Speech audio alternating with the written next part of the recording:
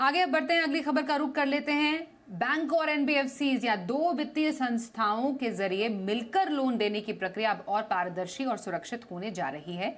RBI ने को lending के लिए नया ड्राफ्ट फ्रेमवर्क जारी किया है। इससे लोन देने के नियम, जिम्मेदारियां और ग्राहकों के अधिकार तय होंगे। जानिए क्या है इस ड्राफ्ट में और आम ग्राहकों को इससे फायदा क्या होगा। एकता सूरी हमारे साथ है पूरी डिटेल्स देने के लिए।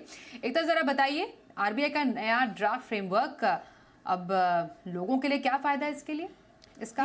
बिल्कुल स्वाति, ये ड्राफ्ट गाइडलाइंस निकाली है अभी आरबीआई ने को लेंडिंग को लेकर। अभी तक क्या है कि को लेंडिंग सिर्फ प्रायोरिटी सेक्टर के लिए है, जैसे कि एसएमई हो गया, एग्री हो गया। अब को लेंडिंग मॉडल जो है ये सभी तरह के लोन्स के लिए आरबीआई ओपन कर रहा है, जिसके लिए ड्राफ्ट गाइडलाइंस आई हैं। अब इसका फायदा क्या होगा एक आम ग्राहक को? अभी फिलहाल कोई छोटा लोन होता है तो बड़ा बैंक उसे एंटरटेन नहीं करता, या कोई कस्टमर अगर किसी छोटे गाँव में रहता है, छोटे शहर में रहता है और उसके पास बड़े बैंक की अप्रोच नहीं है, तो ऑप्शन क्या बचती है? आप किसी फाइनेंस कंपनी के पास जाते हैं, आप किसी एनबीएफसी के पास जाते हैं लोन लेने के लिए।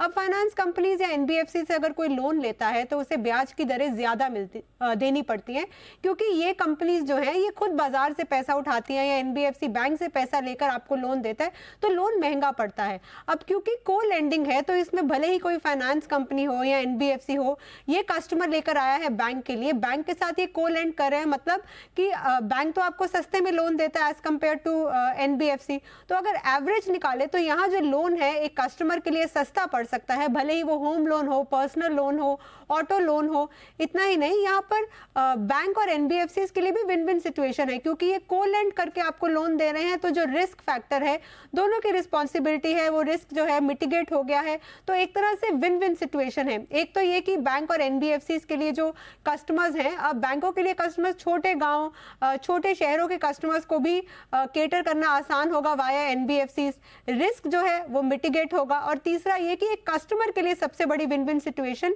कि जो ब्याज दरें हैं लोन की वो उनको कम देनी पड़ सकती है, लोन उनके लिए सस्ता हो सकता है। जी जी, तो ये रही बड़ी बातें आरबीआई के इस नए ड्राफ्ट फ्रेमवर्क से जुड़ी हुई। थैंक यू सो मच एकता इस अपडेट के लिए आपका।